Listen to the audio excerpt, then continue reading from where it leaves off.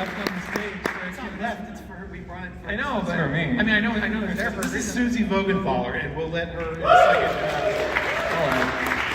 explain. Go ahead, just real quick, just tell us sort of why you're here and why, like what your history has been that sort of qualifies you to talk about this movie a little. I'm very qualified to talk about this movie. So I'm a musician from here, from Chicago, that has been active like in the punk scene for the past adulthood of my life. I was in some bands, Lagoon and Distract and The Wrong and Cup and 86 Gemini and Dirk Shapiro and the Video Stinkers. Now I'm taking a little bit of a recess just to, talk with Alex today. Well, thank you very much for being here. And thank you all for coming. I'm very excited to have a movie play here. There really have been in the last year like a proliferation of films about fictional singers, female singers even particularly. Everything from A Star Is Born and I think also yesterday Teen Spirit opened. I mean, but they've all been sort of set in the pop world. So why did you want to set yours in this much more volatile environment? You seen any of these movies?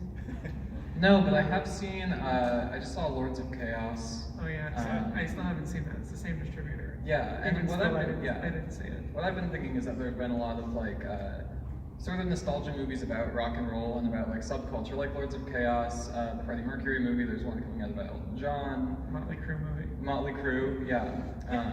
So if we could bounce off that question, also just why rock and roll, and why specifically the 90s and this pop music for punk. Yeah, for me, you're right, all these movies, they're all reputable. They're all genres that everyone's okay with. I mean, not to mention that every year there's a movie about rapping. That's just been commodified into film so smoothly. And everything you mentioned, Teen Spirit is just pop. But pop is taken seriously in a way that this music wasn't at the time and still basically isn't. The New Yorker could write a 12-page article about Taylor Swift or Katy Perry and no one would think that was weird.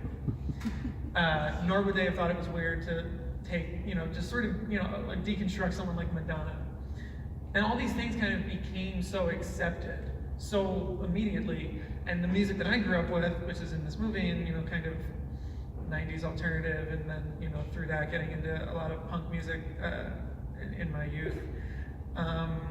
It's always just kind of one step to the side. The stakes are lower, the sales are lower, the venues are smaller, so it's harder to make a movie about. A lot of these movies have scenes at stadiums or at the Grammys, but we can't have that. There are no trophies for these women. There's Spin Magazine, and that's it, but not Rolling Stone. The stakes are right there in the middle. They're going to get a platinum record, but they're not going to go 5 times platinum or 10. But that doesn't mean that the stakes of their lives are lower.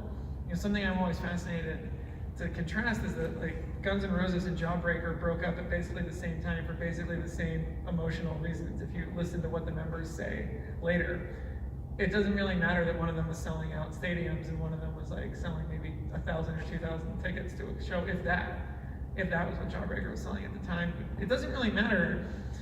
The emotions are still very real. So that gave me the kind of freedom to feel like this movie would make sense, even though it doesn't have your Star Is Born Grammy-winning stakes. The stakes are just small and personal and intimate and emotional. Yeah. Well, there is something that was at stake with rock and roll, maybe more so, it had its heyday in the 60s, 70s, and 80s, and it transformed through the 60s, 70s, and 80s. But it was born, or rather it was really coronated in the 60s with the sense that it could change the world. And that sort of stuck through, right? That's part of its baptism and part of its mark, and maybe part of why it had such a downfall throughout the 90s, right? Because you're right, throughout, from Guns N' Roses to Jawbreaker, you had the sense that rock and roll artists were trying to change the world with their music, and the world changed, and the world changed in a way that had nothing to do with rock and roll, And that's what struck me, that's what strikes me about this, and that's what strikes me about this sort of ongoing like death and rebirth cycle of these artists and of these characters. It's interesting because by setting it when you said it time-wise, this kind of behavior was a little more acceptable. Maybe acceptable is the wrong word, but it was cool. Like it was kind of a weird badge of honor to be a difficult artist. You know, I mean, people have made comparisons to Courtney Love, but they also like Billy Corgan or Kurt Cobain or any of those people. I mean, or Oasis is great. Oh yeah, Galler. So, But the more volatile these people were, the more we loved them. right. And that was kind of part of the deal at the time. And that, as an attitude, is so not allowed anymore. That's what I was going to And say. it's so liberating, I think, just as a writer to be able to lean on that, because, you know, like Chuck Klosterman has a great line where he says, being a musician is the only profession that if someone says that you act like a rock star, it's a bad thing.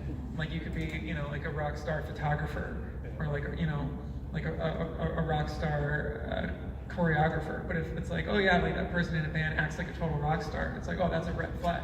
And I think that's really interesting, because growing up, like, it was exciting to think that people's behavior was unpredictable, and that fights might break out on stage, or that concerts might get canceled.